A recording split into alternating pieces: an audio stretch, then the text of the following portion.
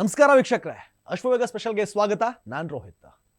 ವೀರಯೋಧ ಸಂದೀಪ್ ಉನ್ನಿಕೃಷ್ಣನ್ ಅವರ ದೇಶ ಪ್ರೇಮ, ದೇಶಭಕ್ತಿ, ದೇಶಕ್ಕಾಗಿ ವೀರಮರಣ ಹೊಂದಿದ ಭಗತ್ ಸಿಂಗ್, ರಾಜ್ಗುರು ಸುಖದೇವ್ ಅವ್ರಿಗಿಂತ ಏನು ಕಡಿಮೆ ಇರಲಿಲ್ಲ ಬಿಡಿ.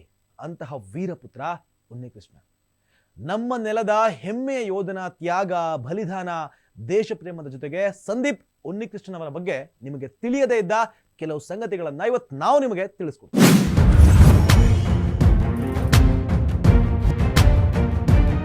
ಸಂದೀಪ್ ಉನ್ನಿಕೃಷ್ಣನ್ ಅಂದ ತಕ್ಷಣ ನಮಗೆ ವೀರಮರಣ ನೆನಪಾಗದೇ ಇರೋದು. ಅದೆಷ್ಟೇ ವರ್ಷಗಳು ಕಳೆದ್ರೂ ಈ ವೀರ ಯೋಧನನ್ನ, ತ್ಯಾಗವನ್ನ ಮರೆಯೋದಿಕ್ಕೆ ಸಾಧ್ಯನೇ ಇಲ್ಲ.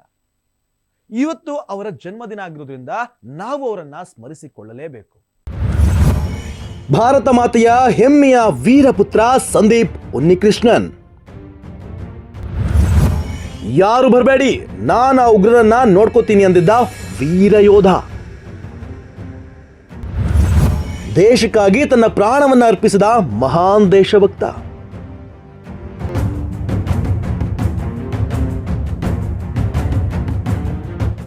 ಭಾರತದ ಪುಣ್ಯ ಭೂಮಿಯಲ್ಲಿ ಜನಿಸಿ ಭಾರತಾಂಬೆಯ ಮೇಲೆ ದಾಳಿಯಾದಾಗ ದಿಟ್ಟತನದಿಂದ ಎದುರಿಸಿ ಉಗ್ರರೊಡನೆ ಸೆಣಸುತ್ತಾ ಹುತಾತ್ಮನಾದವರು ವೀರಯೋಧ ಮೇಜರ್ ಸಂದೀಪ್ ಉನ್ನಿಕೃಷ್ಣನ್. ಚಿಕ್ಕಂದಿನಿಂದಲೂ ದೇಶ ಪ್ರೇಮವನ್ನ ಮೈಗೂಡಿಸಿಕೊಂಡಿದ್ದ ಸಂದೀಪ್ ಉನ್ನಿಕೃಷ್ಣನ್ ಭಾರತಾಂಬೆಯ ಮಡಿಲಲ್ಲಿ ಜನಿಸಿದ ನಾನು ಈ ತಾಯಿಗೋಸ್ಕರ ಶ್ರಮಿಸಲೇಬೇಕು ಅಂತ ಸಂಕಲ್ಪ ತೊಟ್ಟ. ಆದ್ದರಿಂದಲೇ 1995ರಲ್ಲಿ ಸಂದೀಪ್ ಉನ್ನಿಕೃಷ್ಣನ್ ಸೇನೆಗೆ ಸೇರಿದ್ರು. 1995ರಿಂದ ಮಹಾರಾಷ್ಟ್ರದ ಪುಣೆಯಲ್ಲಿರುವ ನ್ಯಾಷನಲ್ ಡಿಫೆನ್ಸ್ ಅಕಾಡೆಮಿಯನ್ನ ಸೇರ್ತಾರೆ. ಭಾರತೀಯ ಸೇನೆಯಲ್ಲಿ ಇವರು ಸೇವೆಯನ್ನ ಪ್ರಾರಂಭಿಸಿದ್ದು 1999ರಿಂದ 2008ರವರೆಗೆ.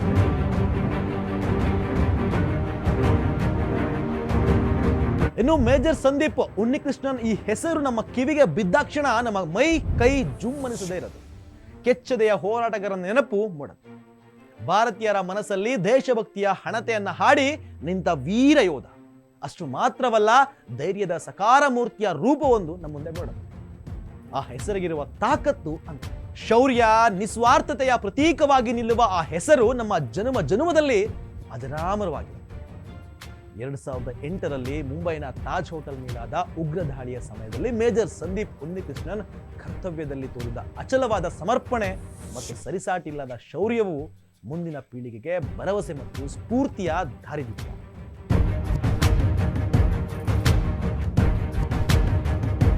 ಹದಿನಾಲ್ಕು ವರ್ಷಗಳ ಹಿಂದೆ ಮುಂಬೈನ ತಾಜ್ ಹೋಟೆಲ್ನ ಮೇಲೆ ಉಗ್ರರು ದಾಳಿ ನಡೆಸ್ತಾರೆ. ಈ ಭೀಕರ ದಾಳಿಯಲ್ಲಿ ಅದೆಷ್ಟೋ ಅಮಾಯಕರು ಪ್ರಾಣವನ್ನ ಕಳೆದುಕೊಂಡರು. ಉಗ್ರರ ವಿರುದ್ಧದ ಕಾರ್ಯಾಚರಣೆಯಲ್ಲಿ ಅನೇಕ ಪೊಲೀಸರು, ಸೈನಿಕರು ವೀರ ಮರಣವನ್ನಪ್ಪಿದ್ದಾರೆ. ಹಾಗೆ ದೇಶಕ್ಕಾಗಿ ಪ್ರಾಣ ನೀಡಿದವರಲ್ಲಿ ಮೇಜರ್ ಸಂದೀಪ್ ಉನ್ನಿಕೃಷ್ಣನ್ ಕೂಡ ಒಬ್ಬ. ಆ ಸಮಯದಲ್ಲಿ ಇವರು ತೋರಿದಂತಹ ಅಸಾಧಾರಣ ಶೌರ್ಯವು ದೇಶದ ಎಲ್ಲರಲ್ಲೂ ಅವರ ಕುರಿತು ಇನ್ನಷ್ಟು ತಿಳಿದುಕೊಳ್ಳಲು ಪ್ರೇರೇಪಿಸಿತು. ತಮ್ಮ ಅಚಲ ನಿರ್ಧಾರಗಳಿಂದ ಮತ್ತು ತಮ್ಮ ನಿರ್ಧಾರದ ಮೇಲಿರುವ ಅವರ ಬದ್ಧತೆಗಳಿಂದ ಸೇನಾಧಿಕಾರಿಯಾಗುವತ್ತ ಅವರ ಜೀವನದ ಪಯಣ ಬೆಳೆಸ್ತಾರೆ. ತಮ್ಮ ಆರಂಭಿಕ ವಿದ್ಯಾಭ್ಯಾಸವನ್ನ ಮತ್ತು ತನ್ನ ಉನ್ನತ ಶಿಕ್ಷಣವನ್ನ ಬೆಂಗಳೂರಿನಲ್ಲಿ ಪಡೆದುಕೊಂಡ ಸಂದೀಪ್ ಶಾಲಾ ಹಂತದಿಂದಲೂ ನಾಯಕತ್ವದ ಗುಣವನ್ನ ಹೊಂದಿರ್ತಾರೆ.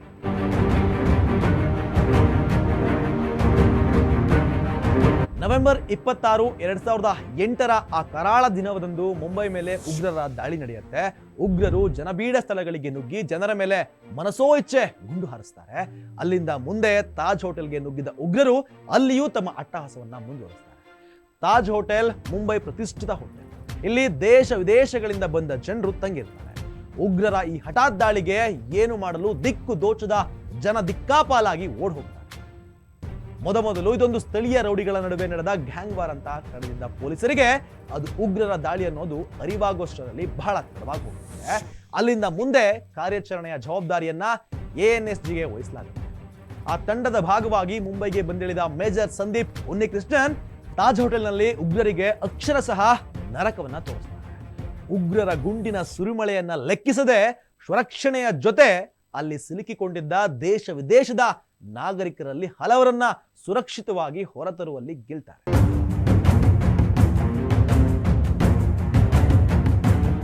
ಉಗ್ರರೊಡನೆ ಸೆಣಸಾಟದಲ್ಲಿ ತಗುಲಿದ ಗುಂಡಿನಿಂದ ಸಂದೀಪ್ ಉನ್ನಿಕೃಷ್ಣನ್ ಗಂಭೀರವಾಗಿ ಗಾಯಗೊಂಡಿದ್ದಾರೆ. ಇನ್ನು ಮುಂದಿನ ಕಾರ್ಯಾಚರಣೆಗೆ ತೆರಳದಂತೆ ಅಲ್ಲಿ ತಿಳಿಸಿದ ಅಲ್ಲಿನ ವೈದ್ಯರ ಸಲಹೆಯನ್ನ ಧಿಕ್ಕರಿಸಿ ಅವರ ಒಡನಾಡಿಗಳು ಮತ್ತು ಅಪಾಯಕ ನಾಗರಿಕರ ರಕ್ಷಣೆಯ ಹೊಣೆ ಮತ್ತು ರಣರಂಗಕ್ಕೆ ಧುಮುಕ್ತಾರೆ. ಅವರ ಕಾರ್ಯವನ್ನ ಅಲ್ಲಿನ ಸೇನಾಧಿಕಾರಿಗಳೆಲ್ಲರೂ ನಿಬ್ಬೆರಗಾಗಿ ನೋಡ್ತಾರೆ. ನವೆಂಬರ್ 28, 2008 ಮೇಜರ್ ಸಂದೀಪ್ ಉನ್ನಿಕೃಷ್ಣನ್ ಅವರು ಧೈರ್ಯದಿಂದ ಮುನ್ನುಗ್ಗಿ ಉಗ್ರರೊಡನೆ ಸೆಣಸಾಡಿ ಅವರಲ್ಲಿ ಹಲವರನ್ನ ಕೊಂದು ಯಶಸ್ವಿಯಾಗಿದ್ದಾರೆ. ಆದರೆ ದುರಾದೃಷ್ಟವಶಾತ್ ನಮ್ಮ ಕರ್ತವ್ಯ ನಿರ್ವಹಿಸ್ತಾ ಇರುವಾಗಲೇ ಉಗ್ರನೊಬ್ಬನ ಕೈಯಲ್ಲಿದ್ದ ಗ್ರೆನೇಡ್ಗೆ ಸಂದೀಪ್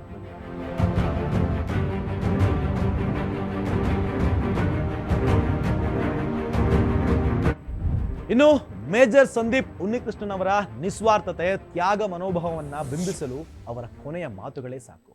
ಯಾರು ಬರಬೇಡಿ, ನಾನು ಈ ಉಗ್ರರನ್ನ ನೋಡ್ಕೋತೀನಿ ಅಂತಾರೆ. ಅವರ ಸಹಾಯಕ್ಕಂತ ಮೇಲಿನ ಮಹಡಿಗೆ ಬರ್ತಾ ಇದ್ದ ತನ್ನ ಒಡನಾಡಿಗಳಿಗೆ ಮೇಜರ್ ಸಂದೀಪ್ ಹೇಳಿದ ಮಾತಿದು. ಅವರ ದಿಟ್ಟತನ, ಧೈರ್ಯದಿಂದ ದೇಶ ಸೇವೆ ಮಾಡಿದ ಸಂದೀಪ್ ಉನ್ನಿಕೃಷ್ಣನ್ಗೆ ಸೈನ್ಯ ಸೇವಾ medal, special service medal, operation Parakram medal ಗೌರವವನ್ನು ಕೊಟ್ಟಿದೆ. ಅದಕ್ಕೂ ಮಿಗಿಲಾಗಿ ಇವರು ಅಶೋಕ ಚಕ್ರ ಪ್ರಶಸ್ತಿಯನ್ನ ಪಡೆದುಕೊಂಡಿದ್ದಾರೆ. ಇಂದು ಅವರ ಜನ್ಮದಿನ. ಅವರನ್ನ ಸ್ಮರಿಸುವಾಗ ಭಾರತದ ವೀರಪುತ್ರನ ವೀರ ಪರಂಪರೆಯನ್ನ ಪಾಲಿಸುವ ಮತ್ತು ಸಂರಕ್ಷಣೆ ಮಾಡುವ ಮತ್ತು ಮುನ್ನಡೆಸುವ ಪ್ರತಿಜ್ಞೆಯನ್ನ ಪ್ರತಿಯೊಬ್ಬ ಭಾರತೀಯನು ಮಾಡಬೇಕಾಗಿದೆ. ಇಂತಹ ವೀರ ಯೋಧನನ್ನ ನಾವಿವತ್ತು ಸ್ಮರಿಸಿಕೊಳ್ಳಲೇಬೇಕಾಗಿದೆ. ಇದೇ ಈ ಹೊತ್ತಿನ ಅಶ್ವವೇಗ ಸ್ಪೆಷಲ್. ಮತ್ತಷ್ಟು ಮಾಹಿತಿಗಾಗಿ ನೋಡ್ತಾ ಇರಿ ಅಶ್ವವೇಗ.